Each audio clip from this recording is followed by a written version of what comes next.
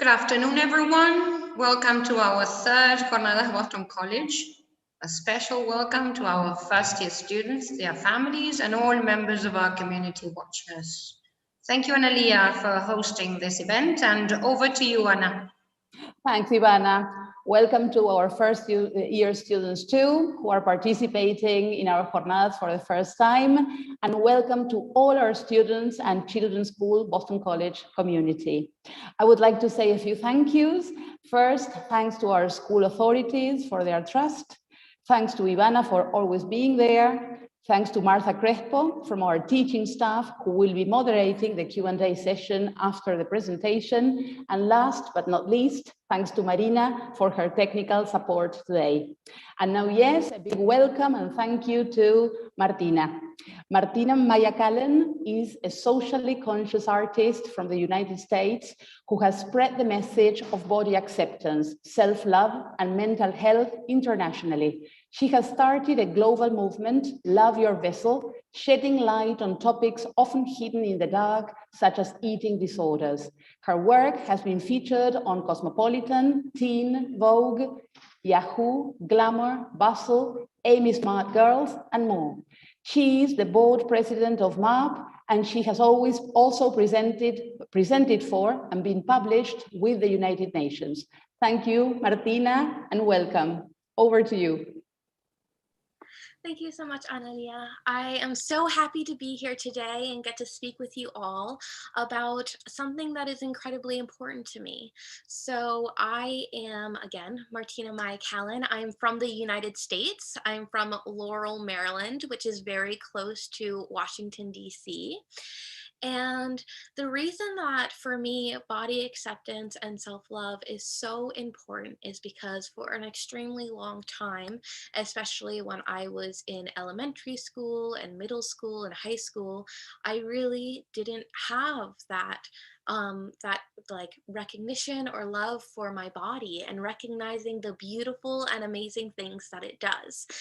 For anyone who has ever met me before, because I've loved this, and I've done it before last summer, then thank you so much for being here again. And for anybody that is new, I hope that you enjoy this presentation. So I'm going to start us off by showing a video of a retreat that I actually hosted in Argentina. And it was an incredible experience of bringing together people from different parts of the world and doing yoga and music and meditation. And it was truly a day of body acceptance and self-love and, you know, discussing the different components of our relationships with our bodies. So I'll be playing that video for you all now. And so again, this is from last year, or not last year, sorry, COVID time. So this is from 2 years ago and actually took place in Buenos Aires.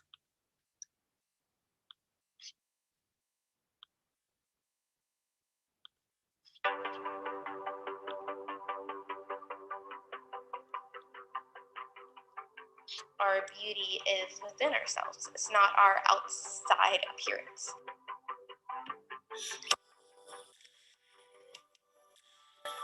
Like, my body is not a representation of who I am. Like, I am who I am, and this is the body that I get to be who I am. And so I just within the last 3 years have completely changed into a different person in recognizing that this body is the vessel that lets me be who I am. To my body, I'm sorry. I'm sorry for hating you for so long. I'm sorry for all the times I starved you, cut you, tried to hide you. I'm sorry for seeing you as my worst enemy. And I'm at the highest weight of my life, but I feel my most beautiful because I'm learning to love and accept you. Thank you for everything and being the vessel that holds my soul. Sincerely, the girl learning to not hate herself.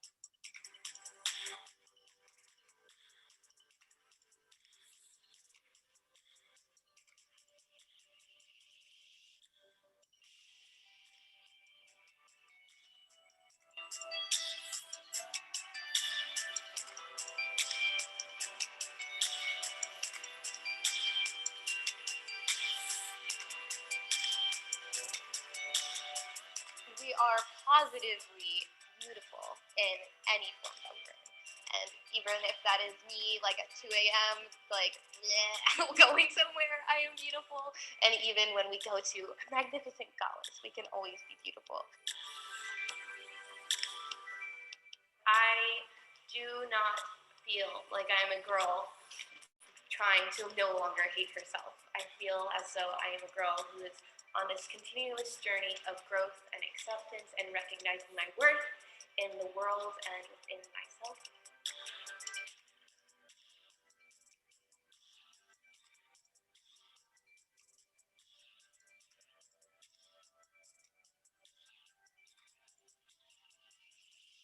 My name is Martina Maya-Callen. I am the creator of Love Your Vessel and Beautiful Bash. This is an international movement for people to learn to love and accept their bodies. Today we hosted an event which incorporated music, meditation, yoga, Love Your Vessel workshops, and additionally a hope and lyrics component. With this, it is my goal and my mission to make sure that people are kind to themselves and recognize that they are a force in which to be reckoned with.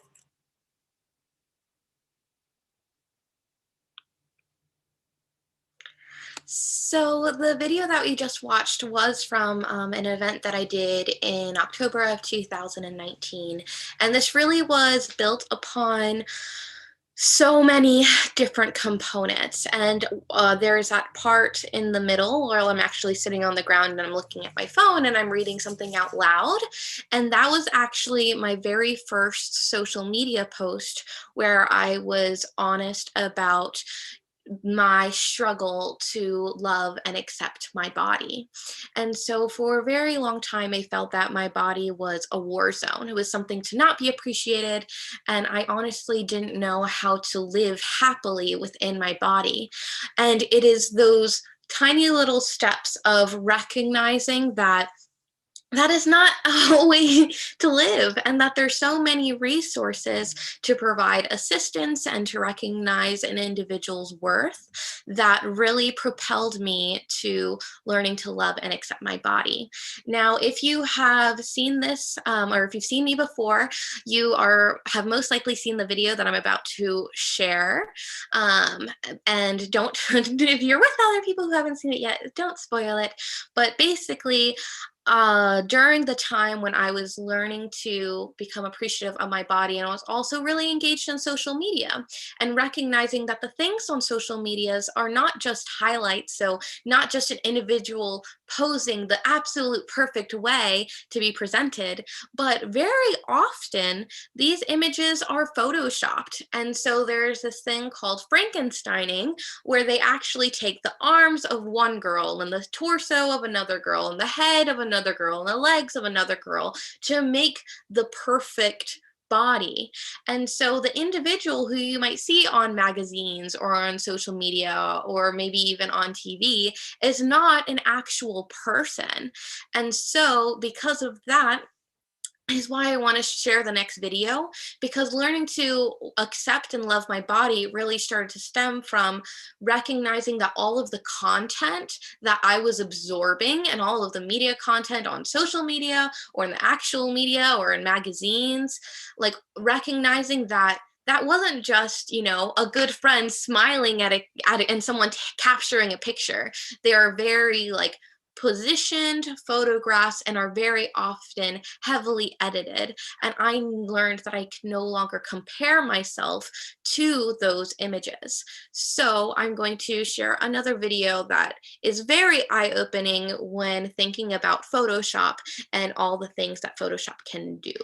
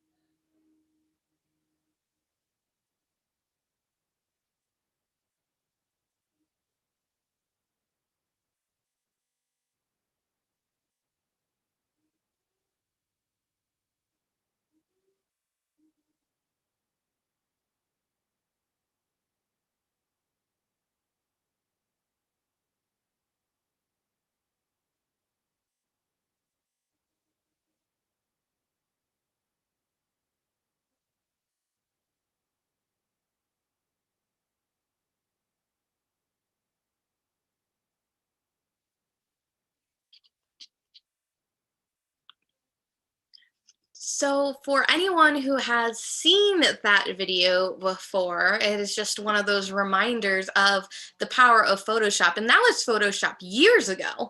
And so now people don't even need these tools like in Adobe or these very professional tools to be able to make these kinds of dramatic changes. Now there's even apps on your phone that can do these changes, like for an individual. And so when we're absorbing content, when we're on Instagram or TikTok or social media or Facebook, so many different media outlets, whatever you use, it's realizing that even pictures of your friends can be edited. And so we should never, ever, ever compare ourselves and our natural states to not only a highlight of another individual's life, but also a very possibly edited version of that individual's body. And so when we're, navigating our next steps and really, diving into those first like components of not judging ourselves, because the first there's self-love and body acceptance and body positivity, but there's also this thing called body neutrality. And so it's the idea that, your body is the least important aspect of who you are. And so, to get self-love, you really need to have body acceptance first. And that is a huge stepping stone to not compare your body or to judge your body compared to other individuals, and also not to do the same. So to not judge the body of your friends or your classmates or individuals in your life, because you never know what's going on. So there's so many different things that are so important when we're having this discussion, because there are eating disorders, and eating disorders is maybe an individual not eating carbs, or maybe an individual not having the amount of calories that they need for nutrients.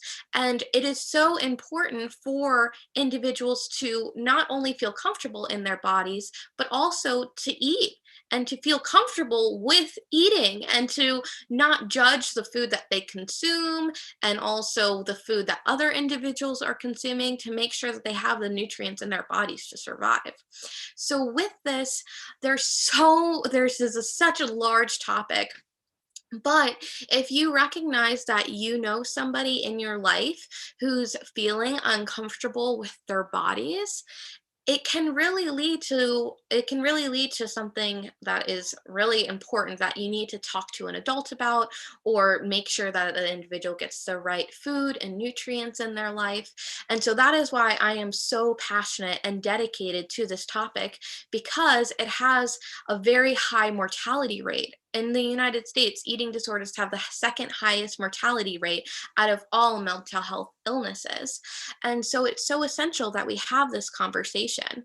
The last thing that I'm going to share with you right now is so I created an art exhibition. So I am an artist. And so not only do I talk about these conversations, but I create art about them. And so in 2017, that is when I was published and seen on Teen Vogue and Yahoo and Glamour magazine and everything like that, because I was igniting the conversation that we need to feel comfortable in our bodies.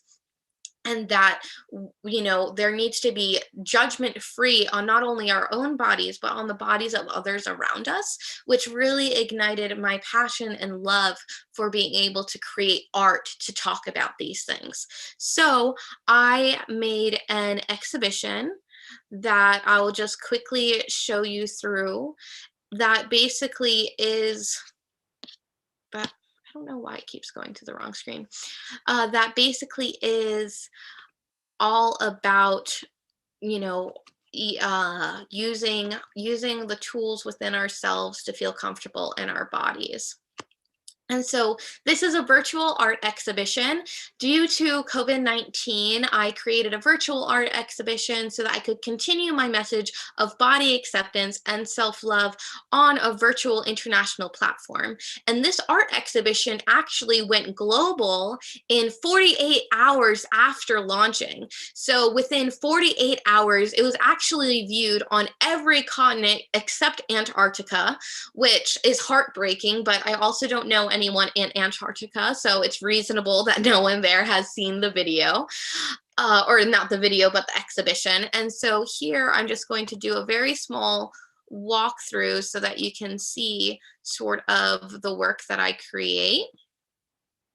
And so this right here is actually a very large sculpture. So it is a life-size sculpture that is made from measuring tape.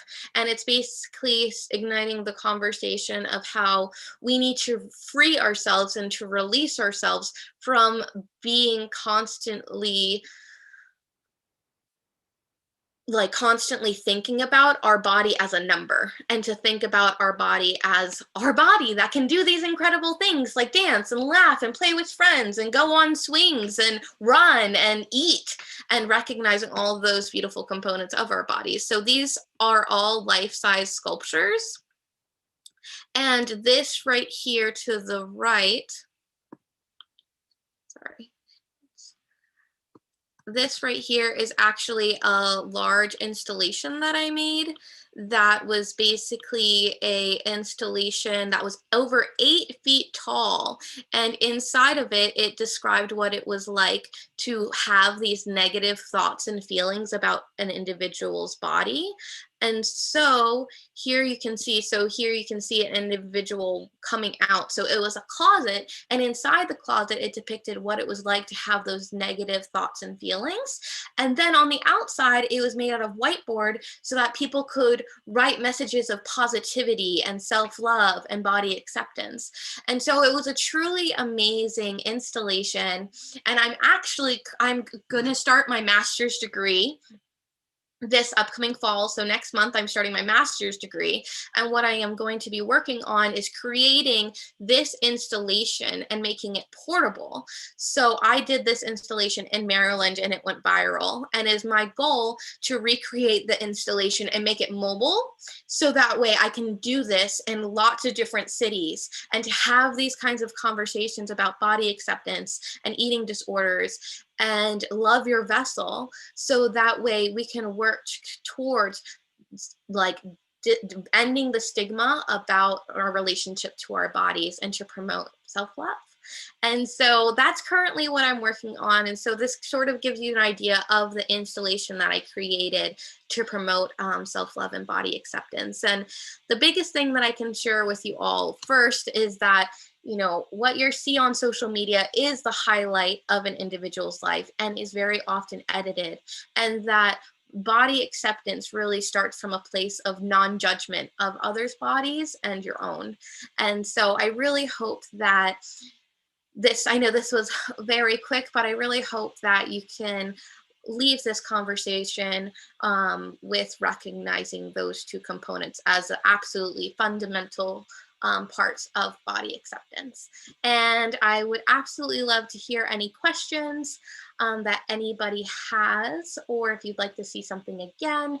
This website is loveyourvessel.com, and it's an art exhibition. And so you can go through the entire exhibition, but I just wanted to give you a very quick overview so that you could see what it looked like, the actual work that I produced. Since I'm not physically with you, I can't physically show you, but here is the virtual exhibition that I put together to be able to share this with people throughout the world.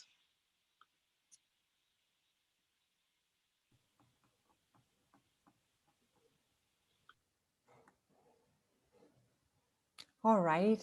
Hello, everyone. I'm Martina again, and thank you for that. I guess that is very inspiring and insightful.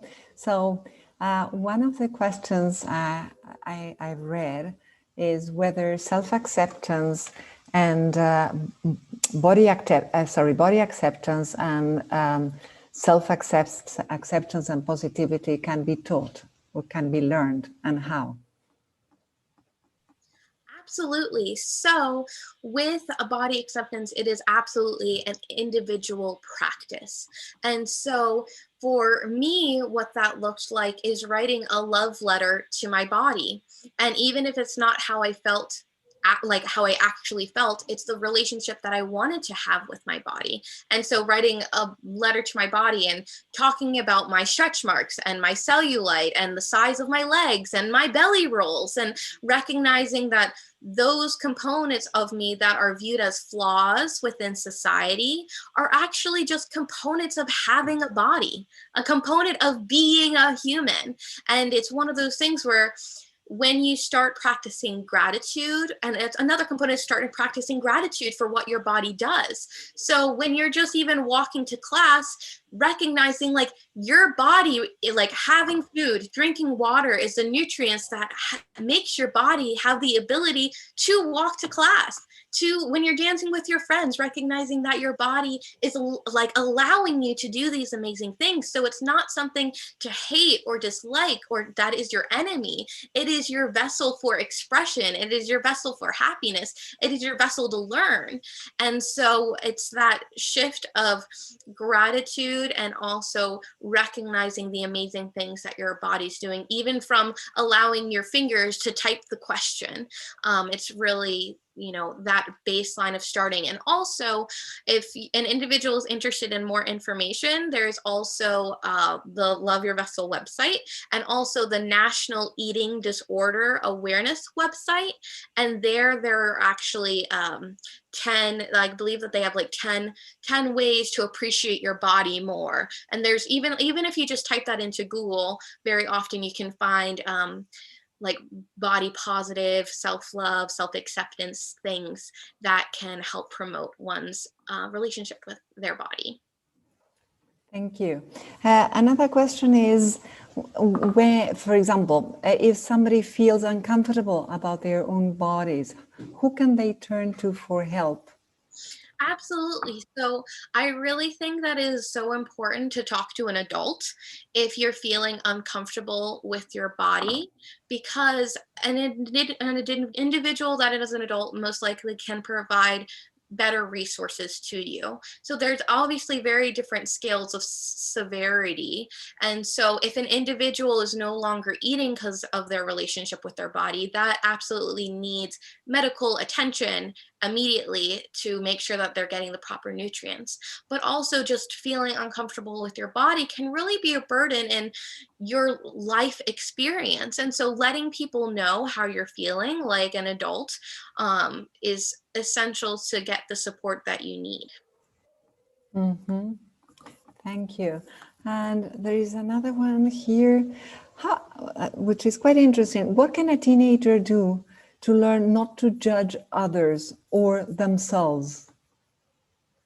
Absolutely. So for me, that's a component of why I showed the Photoshop video from a piece of pizza turning into a girl.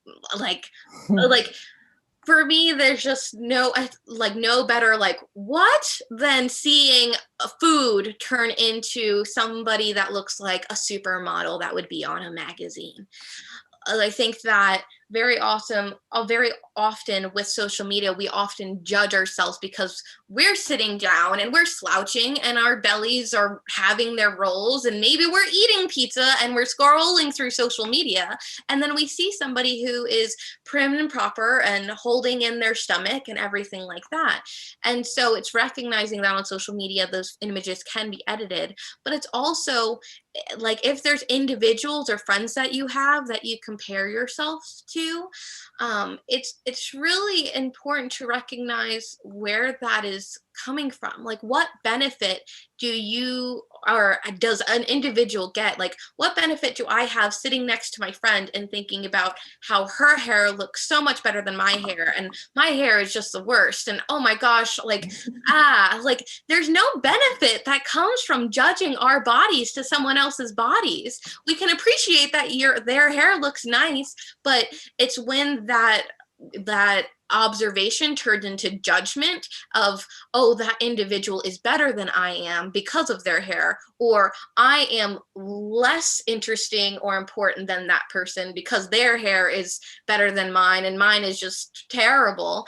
And sometimes it's truly just recognizing when you're having those judgments on another individual. Like if you're starting to recognize you're having that judgment, there's a difference between having an observation, like, wow, that individual's hair looks pretty, versus that judgment of, oh, their hair is better than mine, or oh, blankety blankety blank. It's really just making the observation and recognizing. And when I started recognizing how often I judged myself, I was shocked, because it is so natural for us to see something and want something and, oh man, I don't have that. Or it's so natural for us to have judgment ingrained in our life. And once we become attuned to it and can make it an observation versus a judgment, it really can be life-changing. Even though it's so simple, it can truly make such a big difference. Mm-hmm.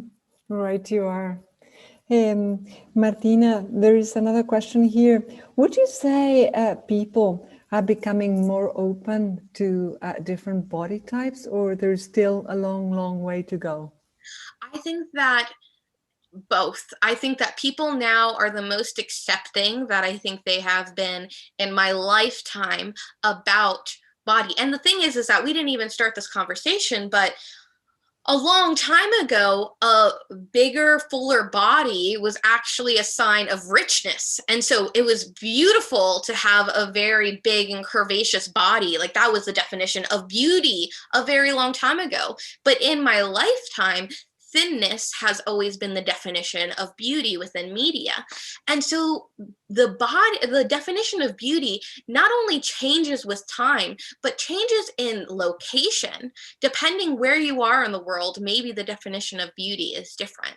Like how maybe in one country it is, if you have very small feet, that's considered beautiful. If you have long hair in one country, it's considered beautiful. If you have pale or dark skin in different countries, it can be demonstrated as beautiful. And so it's recognizing that like our beauty is within ourselves and it is an expression instead of that societal viewpoint of it.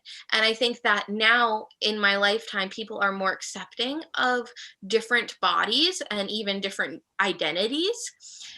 But there is still a very, very long way to go. But it is all about individuals. So the diet industry and everything like that is a multi-million-dollar industry. So people make money off of individuals not liking themselves and wanting to change themselves. And so all of this is really this is really like an individual battle. But then it's like once we all start doing the individual battle of like not comparing and not judging and feeling comfortable in our bodies, then when that's in the masses, that's when serious impact, I think, will really start making a huge difference. Right. Does social media play a part in promoting anger about our own bodies? Absolutely. So there was actually research done in Fiji by Ann Becker, and it was not social media, but it was TV, and it was exposure to Western television, and it demonstrated that individuals who were exposed to Western television, like at first everyone felt comfortable in their bodies, happy times, and then after being exposed to Western television, I believe it was about 2 years later, people started to develop eating disorders. So they would stop eating, or they would throw up after eating, or they just felt uncomfortable with their bodies, or they wanted to change our bodies, they wanted to go on diets. So the exposure that we have to media makes a dramatic impact on ourselves and our relationship with our bodies. And the same thing goes for social media. Social media, by seeing so many edited pictures, it makes us forget that it makes us forget that they're edited, but two, it can really promote that comparison, and it can be sometimes very difficult to disconnect. And so if there is an Instagram person or TikToker who makes you feel unhappy with your body, why follow them? Just unfollow the individual and start following accounts that make you feel good and happy about your body. Start following accounts that every single morning they post, good morning, I hope you have a great day, beautiful. Like, you know, adding positivity. There is good parts of social media, and I have found beautiful body acceptance components of social media, but there's also very negative components of social media. And so we need to detach ourselves from the components that make us feel bad about our bodies and really reinforce where we start to feel good and comfortable in our skin. Right, indeed. There is another here. It says, Argentina keeps struggling to enforce a law that forces manufacturers to produce clothes in a great variety of sizes, as opposed to, you know, one size fits all. Do you see this as a serious problem at home or here? Because you spent quite a time, right, here in Argentina. Yes, I think it is a very serious problem in both locations. But for me, honestly, I felt that when I was in Argentina, I felt it a lot more because I do have a bigger sized body. And so I felt very uncomfortable shopping. And it's also like shopping in a different country and a different language, and then not being able to find clothes that I felt were comfortable on my body and not really knowing where to say, none of these clothes fit me, where can I go, is like a very awkward situation. And I know that you know, there definitely are organizations. I think it's like everybody Argentina, like there's definitely organizations that are working to promote it, but I know that as an individual in a bigger body, it can feel very uncomfortable, especially when the clothes that are around you do not fit you and you have to go somewhere else or find a different section or all those kinds of things in order to have clothing that feels comfortable on you. But the thing is that there is the ability to find clothing that is comfortable. And like, if you're wearing jeans that are too small for you, then of course in every instance that you're living your life and having your day, you're going to be uncomfy in your skin because your skin is legitimately uncomfortable. And so obviously that's going to be brought to your attention. And so I think that it's essential for manufacturers to create sizes for all body types and for them to be easily accessible in every location. Mm-hmm. Right.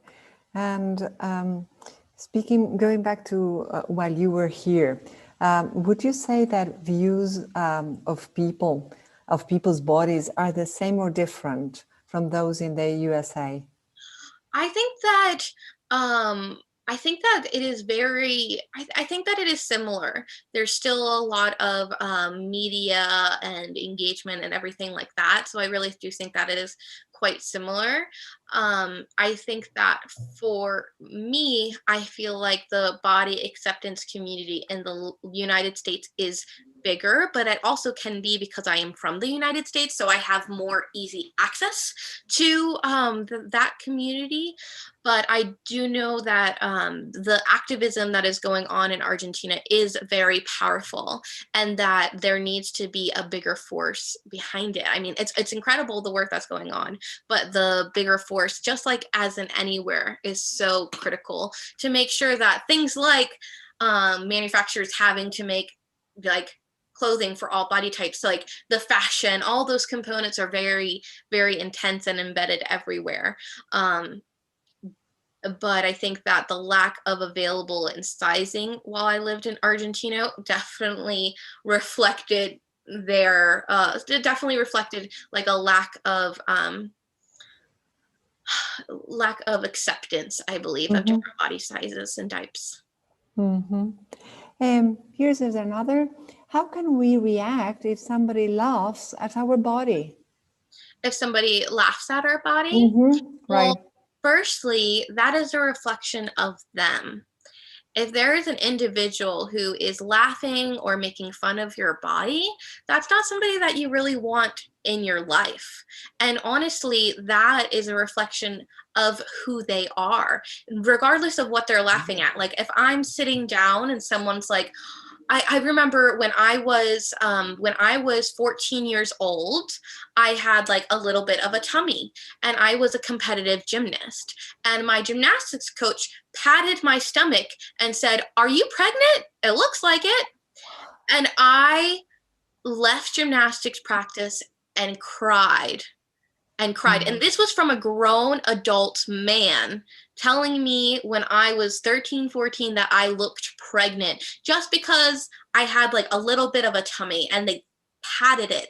And that to me is like, we cannot allow ourselves to be in toxic environments. And so if you are in a toxic environment where people are laughing or making fun of your body, if these are your friends or if these are classmates, like granted, you can't completely separate yourself, but it's recognizing that their opinion and their judgment on you is for them to hold.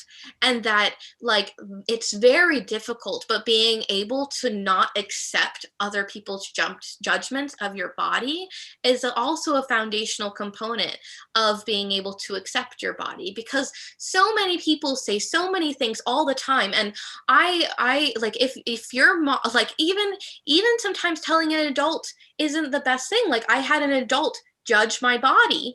And so it's like, even if I know one of my friend's moms was constantly telling her that she needed a nose job.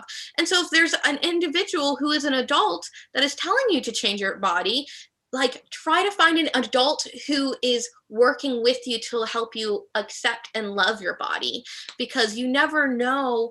There's so many different situations and so many different individuals. And this has been so ingrained in people for so long that it's something that they have to break from, and recognizing that the unrealistic societal standards are embedded in our society. And so we each individually have to let go of that. And the thing is that there's still so many people around us who are holding dear to it. And so sometimes people can still judge our bodies and be terribly mean to our bodies. But it's our ability to not hold on to that. That is our space of power.